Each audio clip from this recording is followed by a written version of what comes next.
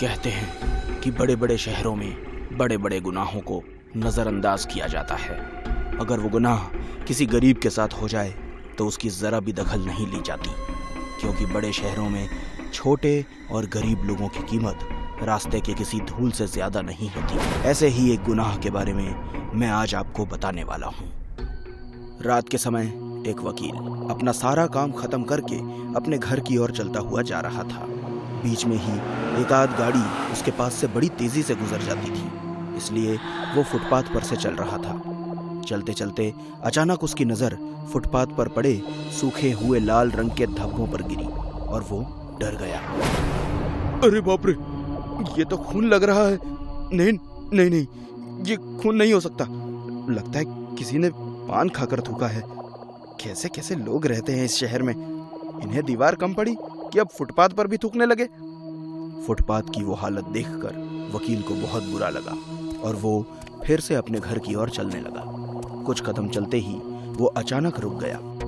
उसका शरीर किसी लाठी की तरह अकड़ गया। धीरे धीरे उसकी आंखें गुस्से से लाल हो गईं। किसी ने पान खाकर नहीं थूका, वो खून ही है। इंसाफ होगा, मैं करूंगा इंसाफ। अगले दिन सुबह के वक्त मदन और पवन चलते हुए अपने कॉलेज जा रहे थे। चलते चलते वो भी उसी फुटपाथ पर आकर रुक गए जहां वो लाल धब्बे थे, पर अब वो धब्बे थोड़े से मिटने लगे थे। लोगों के पैरों के नीचे घिस घिस कर वो लगभग ना के बराबर हो गए थे।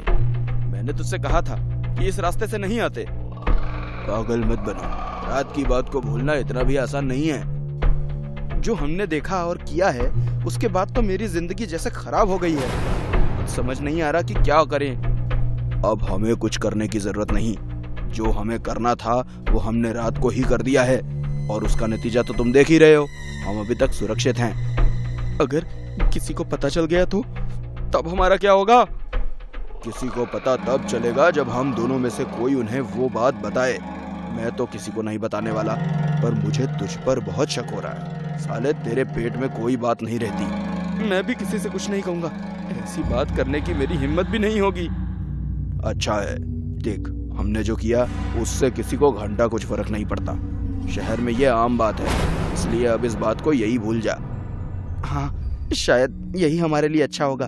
ठीक है, अब चल, कॉलेज के लिए देर हो रही है। दोनों फिर से कॉलेज की तरफ जाने लगे। वो दोनों जा ही रहे थे, तभी अचानक उनके सामने एक पुलिस की गाड़ी आकर रुक गई। वो दोनों बहुत डर गए। पवन के तो डर के मारे पैर भी कांपने लगे। गाड़ी के अंदर से दो पुलिस वाले उतरे और उनके पास आए। क्या तुम दोनों ही पवन और मदन हो? पवन की डर के मारे आवाज ही नहीं निकल रही थी, इसलिए मदन ने उनसे बात की। जी हाँ, मैं मदन हूँ और ये है पवन। क्या बात है सर, क्या हुआ? तुम दोनों को हमारे साथ थाने चलना होगा। पर बात क्या है सर? हमने क्या किया? वो सब थाने जाकर पता चलेगा। चलो हमारे साथ। पुलिस वाले मदन और पवन को जबरदस्ती गाड़ी में बिठाकर थाने ले गए। जब वो थाने पहुंचे तब वहां वो वकील बैठा हुआ था। पुलिस वाले ने उन दोनों को वकील के सामने बिठाया। क्या बात है सर, आप हमें यहाँ क्यों लेकर आए? मैं बताता हूँ। पुलिस को 5 लाशें मिली है। 5? हाँ, क्या हुआ? तुम्हें इन लाशों के बारे में कुछ पता है क्या? नहीं सर, हमें कुछ नहीं पता। अगर तुम्हें कुछ नहीं पता तो मुझे ये बताओ कि कल रात तुम दोनों कहाँ थे? मदन और पवन ऐसे चुप हो गए जैसे वकील की बात उनके कानों तक पहुंची ही ना हो। देखो, चुप रहने से तुम्हारा ही नुकसान होगा। इन्हें तुम दोनों पर शक है, क्योंकि जहां से लाशें मिली हैं वहां से एक आदमी ने तुम्हें कल रात गुजरते हुए देखा था। किसने? वो मैं नहीं बता सकता। देखो, मैं यहाँ तुम्हें बचाने के लिए आया हूँ, इसलिए सब सच सच बताओ। मैं आपको सब सच सच बताता हूँ सर। नहीं, मैं बताता हूँ। तुम तकलीफ मत लो और रोना बंद करो। मदन कल रात की पूरी कहानी पुलिस और वकील को बताने लगा। कल शाम कॉलेज से घर आने के बाद हमने बाहर खाने का तय किया, क्योंकि कल इस पवन का बर्थडे था। तो हमने सोचा कि बाहर सेलिब्रेट करेंगे, इसलिए हम गए और खाना खाकर वापस घर आ गए। फिर पूरी रात हम घर में सो रहे थे। सच बोल रहे हो? हाँ सर। खुद की गाड़ी लेकर गए थे? नहीं सर, टैक्सी से गए थे और आते वक्त टैक्सी अपने पुल के पास खराब हो गई थी, इसलिए हम नीचे उतरे थे। तभी हमें किसी ने वहाँ शायद देख लिया होगा, पर टैक्सी ठीक होते ही 10-15 मिनट में हम वहाँ से चले गए थे। थोड़ी देर के लिए कोई कुछ नहीं बोला। वो सन्नाटा मदन और पवन को बहुत तकलीफ दे रहा था। ठीक है, कल कोर्ट में सुनवाई है, इन्हें वक्त पर ले आना। Yes sir. वकील थाने के बाहर आया और अचानक उसके पैर रुक गए। इंसाफ, इंसाफ। अगले दिन कोर्ट में सुनवाई शुरू हुई। वकील, पुलिस वाला, मदन और पवन वहां मौजूद थे। जज साहब, ये दोनों कॉलेज स्टूडेंट्स हैं और पुलिस को इन दोनों पर शक है कि इन्होंने 5 खून किए हैं। मैं इनका वकील हूँ, पर फिर भी मैं पुलिस और इस अदालत को बताना चाहूँगा कि मुझे इन दोनों पर शक नहीं, बल्कि पूरा यकीन है कि वो 5 खून इन दोनों ने ही किए हैं। वकील की ये बात सुनकर दोनों डर गए। उन्हें कुछ समझ नहीं आया कि क्या हुआ। वकील उन दोनों के पास गया। मुझे पता है कि उस रात तुम दोनों अपनी गाड़ी लेकर आए थे और वो सारे कत्ल तुमने ही किए हैं। अब तुम सच बताते हो या मैं बताऊं? मैं बताता हूँ। पवन, नहीं, चुप कर, मैं अपने गिल्ट में नहीं जी सकता। मदन को चुप करके पवन ने सारी हकीकत बताना शुरू किया। उस दिन मेरा बर्थडे था, इसलिए हम बाहर पार्टी करने गए थे और हम किसी की टैक्सी में नहीं, मेरी गाड़ी में गए थे। गाड़ी मदन चला रहा था। घर लौटते वक्त हमने बहुत शराब पी रखी थी। यार पवन, ये रास्ते के गड्ढे बहुत तकलीफ दे रहे हैं। मुझे भी इन गड्ढों की वजह से उल्टी आ रही है यार। थोड़ा धीमे चलाओ। नहीं, मेरे पास उससे भी अच्छा आइडिया है। क्या? दिखाता हूँ। मदन ने गाड़ी फुटपाथ पर चढ़ा दी और तेजी से भागने लगा। अब कोई गड्ढा हमारी स्पीड कम नहीं कर सकता। गाड़ी तेजी से आगे बढ़ रही थी, तभी 4-5 स्पीड ब्रेकर अचानक नीचे आ गए और इस झटके से हमारी गाड़ी बंद पड़ गई। हमने नीचे उतरकर देखा तो हम बुरी तरह से डर गए, क्योंकि हमारी गाड़ी के नीचे स्पीड ब्रेकर नहीं, फुटपाथ पर सोए हुए 5 गरीब लोग आ गए थे। उनके शरीर खून में लथपथ थे। अब हम क्या करेंगे मदन? हमसे खून हो गए। मुझे बहुत डर लग रहा है मदन। चुप कर, चिल्ला मत। अब पूरी दारू उतर गई। आसपास कोई नहीं है। हम एक काम करते हैं, इन सभी लाशों को उठाकर नीचे नाली में फेंक देते हैं। वैसे भी इन भिखारियों का कोई नहीं होता, किसी को कुछ पता नहीं चलेगा। उसके बाद हमने सारी लाशों को नीचे नाली में फेंक दिया और गाड़ी लेकर वहां से भाग गए। पवन का बयान सुनने के बाद अदालत ने उन्हें फांसी की सजा सुनाई। पुलिस जब उन्हें थाने ले गई तब वकील भी वहां था। मुझे इनसे अकेले में बात करनी है। पुलिस ने उन तीनों को कुछ देर के लिए अकेला छोड़ दिया। आखिर कौन हो तुम?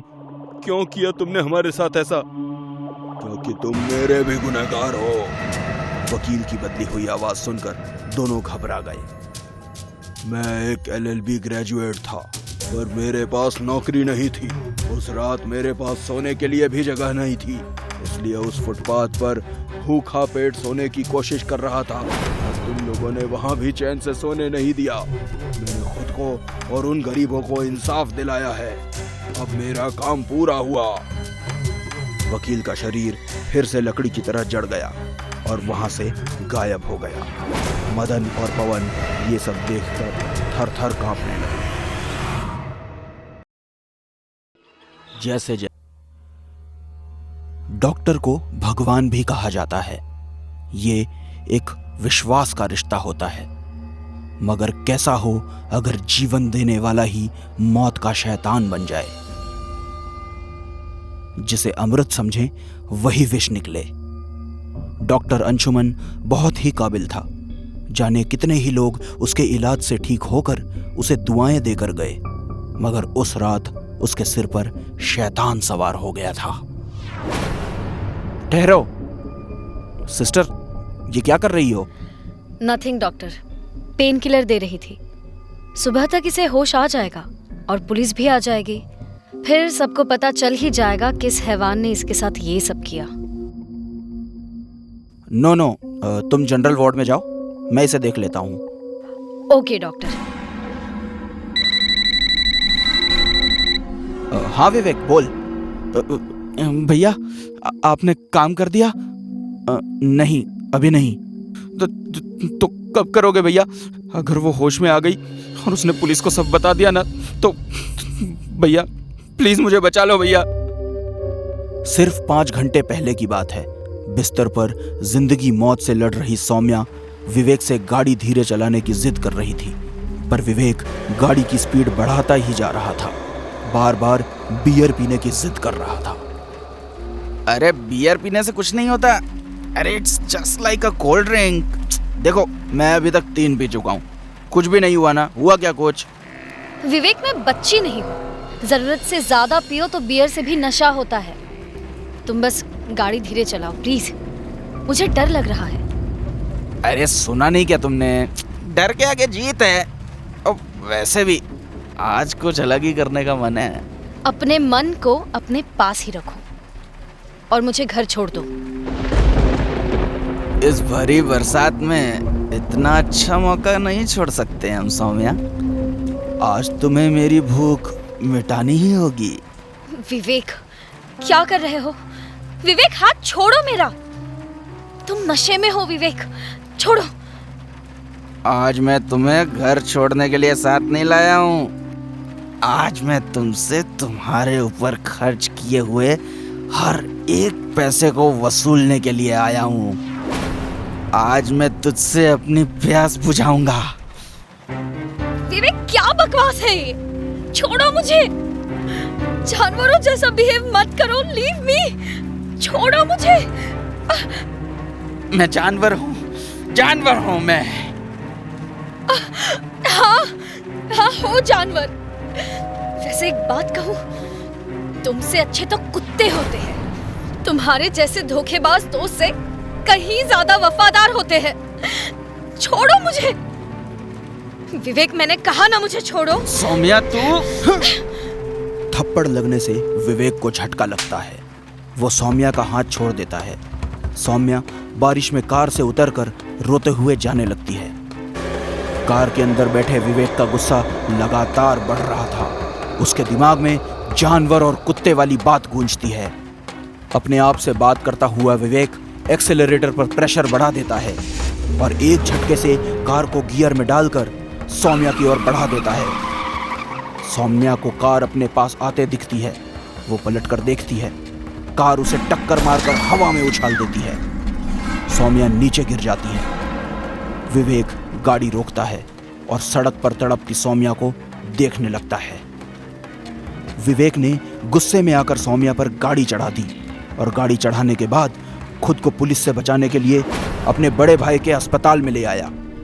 लेकिन वहां आकर जैसे ही उसे पता चला कि सौम्या बच जाएगी, बस उसी पल उसने अपने भाई को एक्सीडेंट का सारा सच बता दिया और उस पर दबाव बनाने लगा कि वो सौम्या को मार डाले। भैया भैया प्लीज, आपको मम्मी पापा की कसम है भैया, प्लीज मार दो उसे वरना पुलिस मुझे नहीं छोड़ेगी भैया। मार देता हूँ, लेकिन प्रॉमिस कर कि आज के बाद ऐसी हरकत तू किसी भी लड़की के साथ नहीं करेगा। प्रॉमिस भैया, गॉड प्रॉमिस, कभी ऐसा नहीं करूंगा। भाई के लिए तुम मुझे मार रहे हो, जबकि गलत तुम्हारे भाई ने किया है। वो भाई है मेरा। अंशुमन घबरा जाता है, लेकिन फिर वो हिम्मत करके सौम्या को इंजेक्शन लगा देता है और इंजेक्शन के असर से सौम्या की सांसें रुकने लगती हैं और उसकी आंखों से आंसू आते हैं और वो मर जाती है। लाइफ सेविंग मशीन का ग्राफ फ्लैट हो जाता है। अंशुमन सौम्या की नब्ज चेक करता है और फोन निकालकर तुरंत विवेक को फोन करता है। हाँ हाँ भैया बोलो। मैंने उसे मार दिया है, तुम जल्दी से इधर आ जाओ। थैंक यू भाई, थैंक यू वेरी मच। आप नहीं होते तो इस कमीनी लड़की ने तो मुझे फंसा ही दिया था।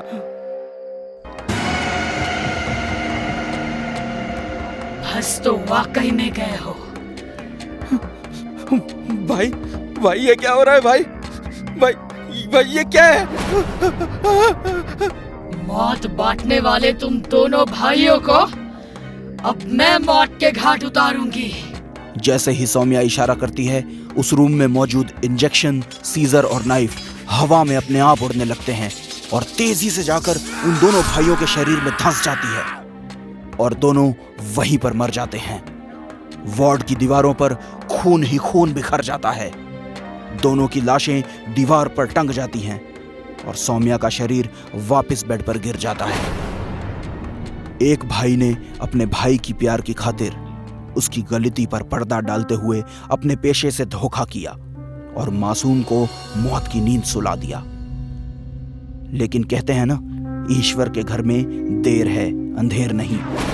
उसने उसी लड़की के हाथों उन दोनों को मारकर इंसाफ कर दिया। बुराई का अंत हमेशा बुरा ही होता है।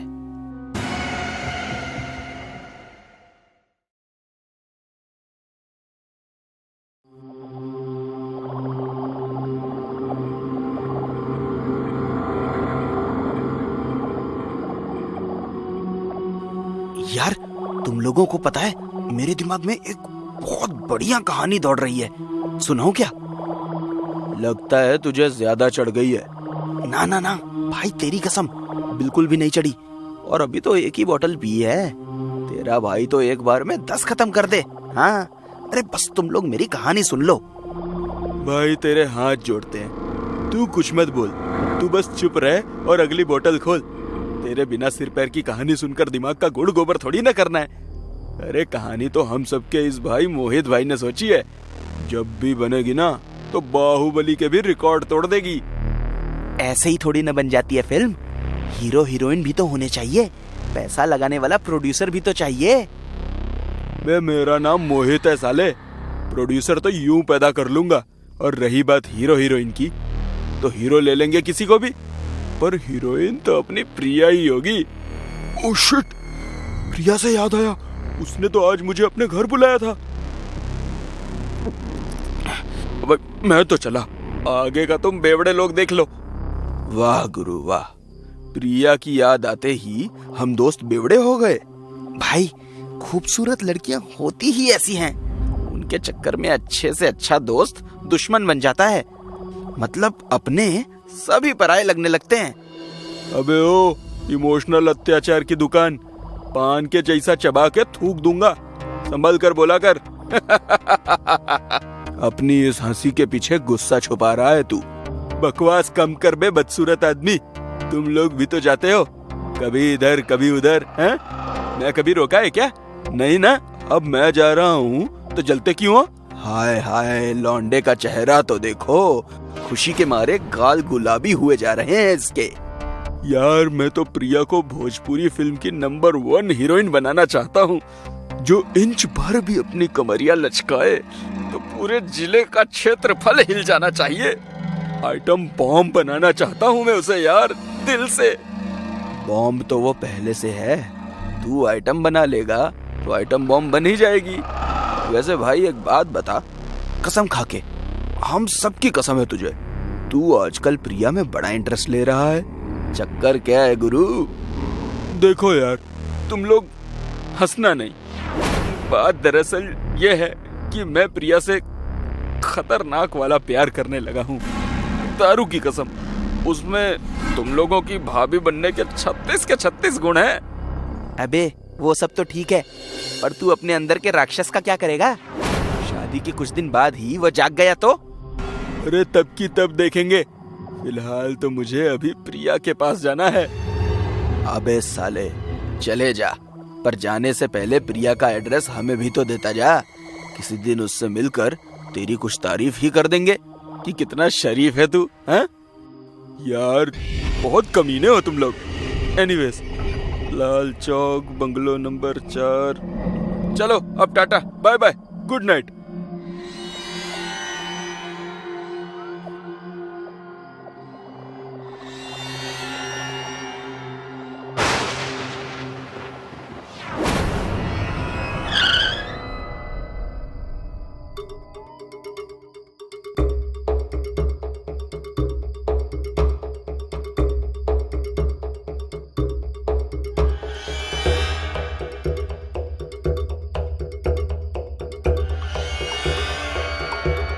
क्या बात है, तैयारी तो पूरी सुहागरात टाइप की है प्रिया ने। प्रिया, प्रिया, कहाँ हो तुम प्रिया? हम यहाँ हैं मोहित, और बहुत ही बेसब्री से आपका ही इंतजार कर रहे हैं।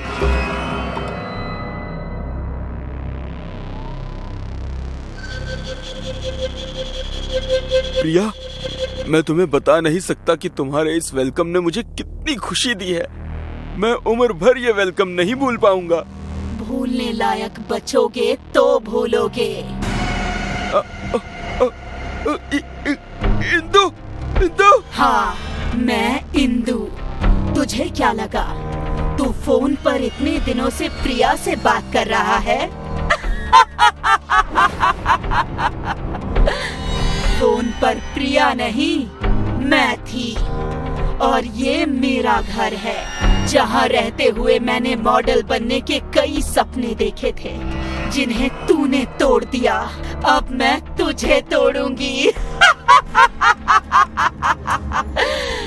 मैं तोड़ूंगी तुझे।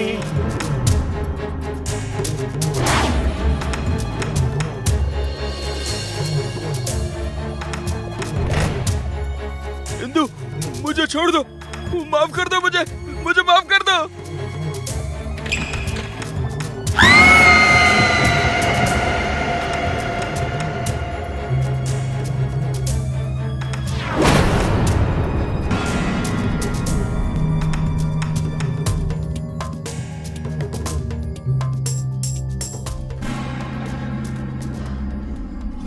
हाँ प्रिया।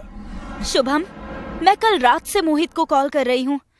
उसे मैंने घर बुलाया था, कोई जरूरी बात करनी थी, लेकिन उसका फोन ही नहीं लग रहा। कहाँ है वो? ये कैसे हो सकता है? कल रात तो वो तुम्हारे ही घर गया था। अगर तुम्हारे पास नहीं पहुंचा तो वो गया कहाँ? ठीक है प्रिया, मैं पता करके तुम्हें कॉल करता हूँ। बाय।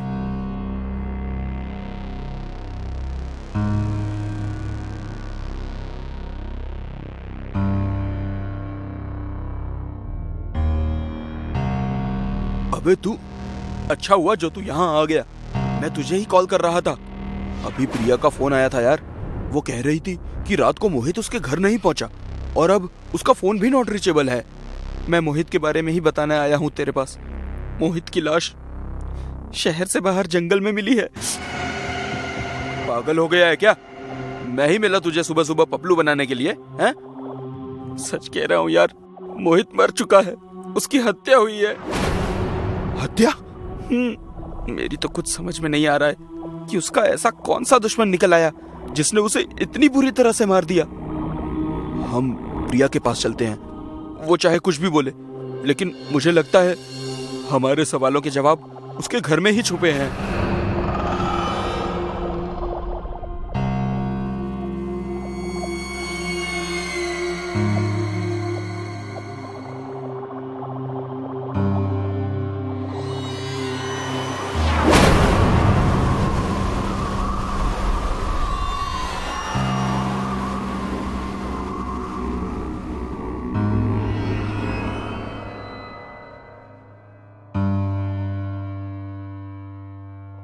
यार, ये प्रिया इतने गंदे घर में रहती है। पता नहीं यार, मुझे कुछ समझ नहीं आ रहा। शुभम, ये उसकी फोटो यहाँ कैसे? किसकी फोटो? उसकी। ये तो इंदु की फोटो है, लेकिन इंदु की फोटो प्रिया के घर में कैसे? और ये प्रिया है कहाँ? मैं प्रिया को कॉल करता हूँ। हेलो प्रिया, हम तुम्हारे घर पर हैं, तुम कहाँ हो? प्रिया, ये बंगलो नंबर 4 तुम्हारा नहीं है क्या? नहीं, मेरे बंगलो का नंबर 8 है। लेकिन मोहित ने तुम्हारा यही एड्रेस बताया था। खैर छोड़ो, तुम ऐसा करो, जल्दी से बंगलो नंबर 4 में आ जाओ। अरे पर मेरा ऑडिशन है। काट दिया? आखिर ऐसा क्या है बंगलो नंबर 4 में जो मुझे वहाँ बुला रहा है? ये मोहित का नंबर भी तो नहीं लग रहा। क्या कहा उसने? भाई, कोई बहुत बड़ा पंगा है यार। प्रिया तो बोल रही है उसके बंगलो का नंबर 8 है। ये उसका घर नहीं है। ये कैसे हो सकता है? Hello guys. थैंक गॉड तुम आ गई।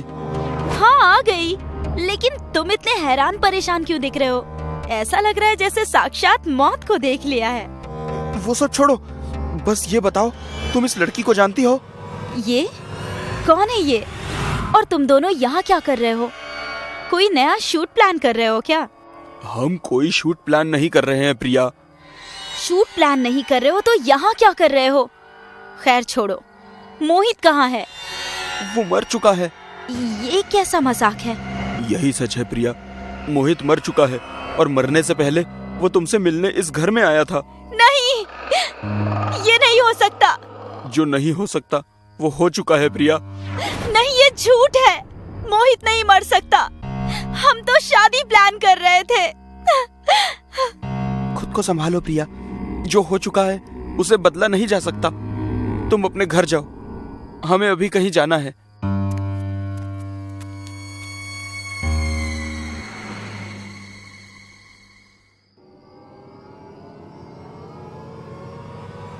यार, ये तो वही जगह है जहां हमने मुझे मारकर दफनाया था। इंदु? इंदु? हाँ, मैं 6 महीने पहले अपने गांव से हीरोइन बनने का सपना लेकर यहाँ आई थी, लेकिन तुम दरिंदों ने मेरे साथ धोखा किया और मेरे सपनों के साथ मेरी इज्जत लूटकर मुझे मार डाला। अब तुम्हारी बारी है। अगर किसी लड़की की इज्जत के साथ खेलोगे तो उसकी आत्मा तुम जैसे दरिंदों को कभी नहीं छोड़ेगी, जान से मार डालेगी।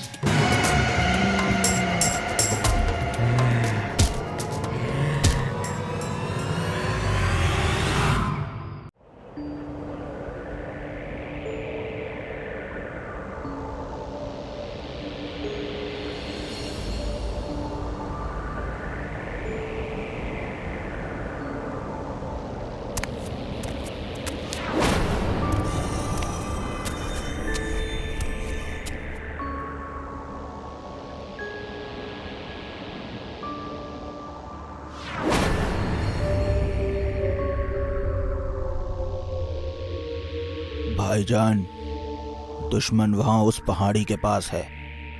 चलिए इन हथियारों का सारा लोहा दुश्मनों के जिस्म में उतार कर उन्हें जहन्नुम की सैर करवा देते हैं।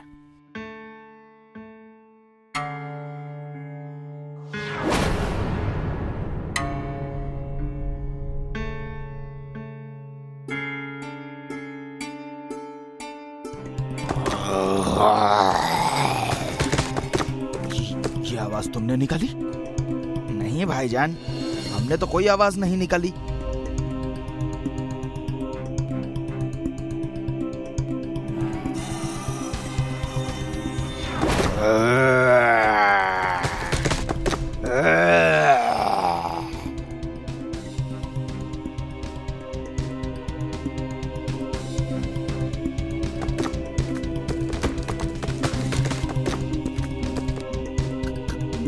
कौन है? कौन है? सामने आओ, सामने आओ, नहीं तो गोली चला दूंगा।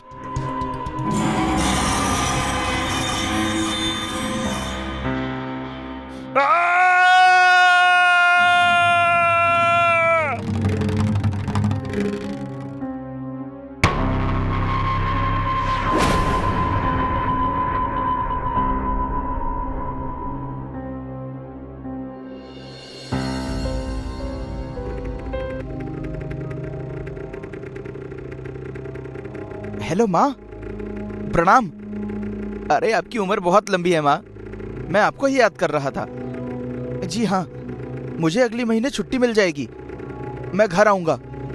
हाँ माँ, पक्का आऊँगा।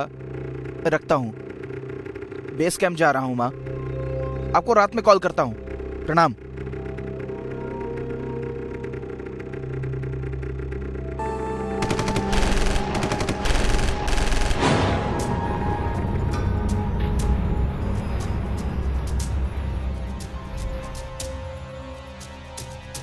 ओए, भारत माँ के बच्चे, छुपता कहाँ है?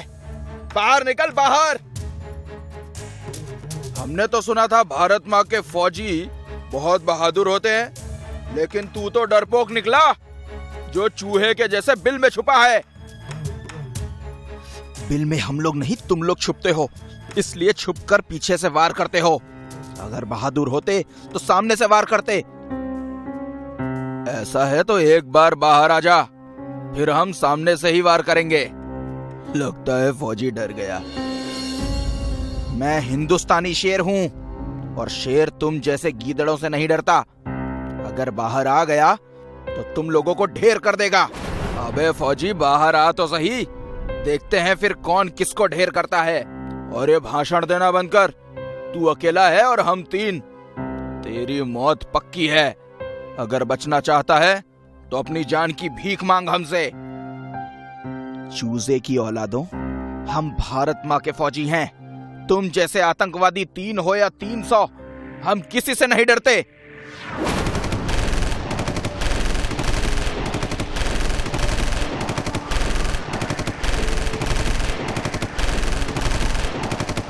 बहुत बरसाली गोलियां, अब इंडियन आर्मी की बारी है।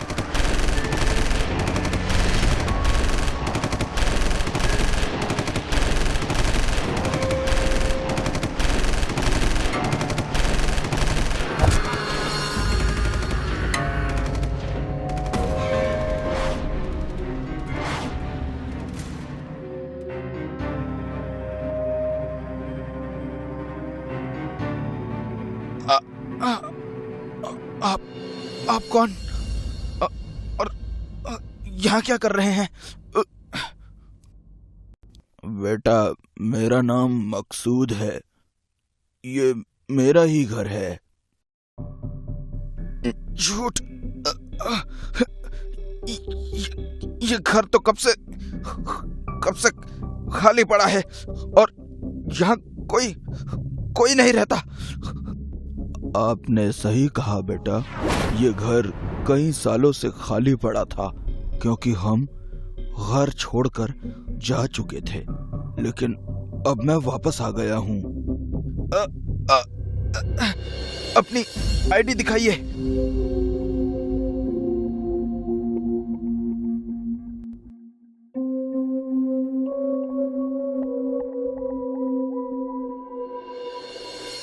नहीं, आगे मत बढ़ना। बेटा, आपकी हालत बहुत खराब है, आपको इलाज की जरूरत है। मैं ठीक हूँ। गोली लगने से आपका खून बहुत बह रहा है और ऐसे में इलाज नहीं किया गया तो आपकी जान को खतरा हो सकता है बच्चे।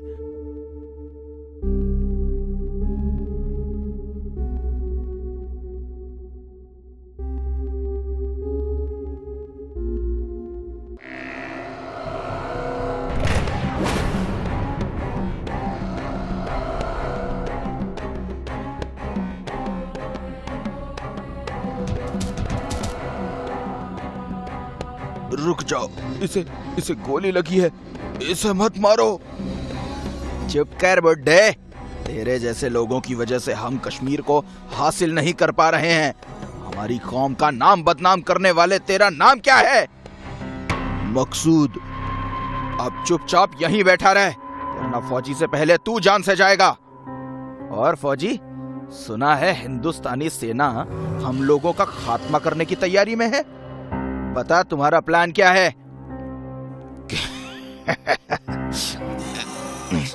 क्यों? मरने से डर लग रहा है, इसलिए प्लान जानना चाहता है? मरने का डर हमें नहीं, तुझे होगा फौजी। अब जल्दी से बोल, तुम्हारा प्लान क्या है? नहीं तो तुम्हारे शरीर में छेद ही छेद कर देंगे। मारना है तो मार दो, लेकिन मैं कुछ नहीं बताने वाला तुम्हें। देश के साथ गद्दारी करना तुम्हारे देश में होता होगा, हमारे देश की आर्मी में नहीं।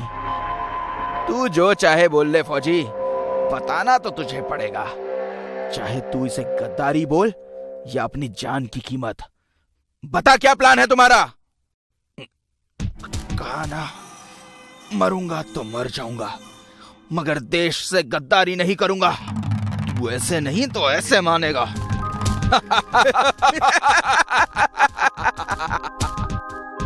आखिरी बार पूछ रहा हूँ, बता दे।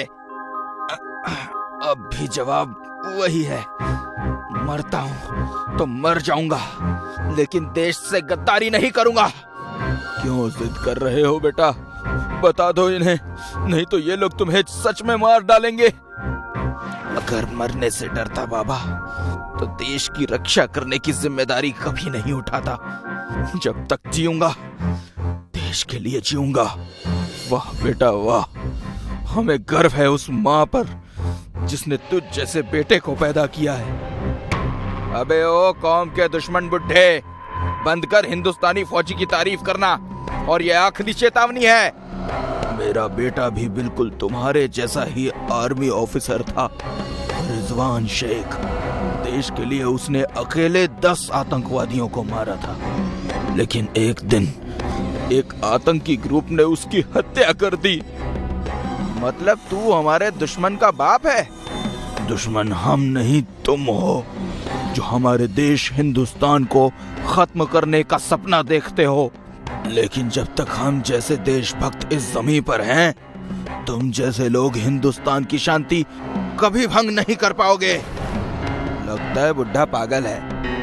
पागल मैं नहीं, तुम हो, जो चंद रुपयों की खातिर मासूम बेगुनाह निहत्थे लोगों को मारने के लिए हथियार उठा लेते हो। मजहब के नाम पर लोगों को बहला फुसलाकर उन्हें आतंक के रास्ते पर ढकेलकर इस्लाम को बदनाम करते हो। इंसान से इंसानों की हत्या करवा के खुदा के नेक इरादों की हत्या करते हो। लेकिन अब मैं तुम्हें ऐसा नहीं करने दूंगा। तू रोकेगा हमें? हाँ? तू मरने के लिए तैयार हो जा बुड्ढे। जो पहले से ही मरा हुआ हो उसे तू तो क्या, तेरा बाप भी नहीं मार सकता।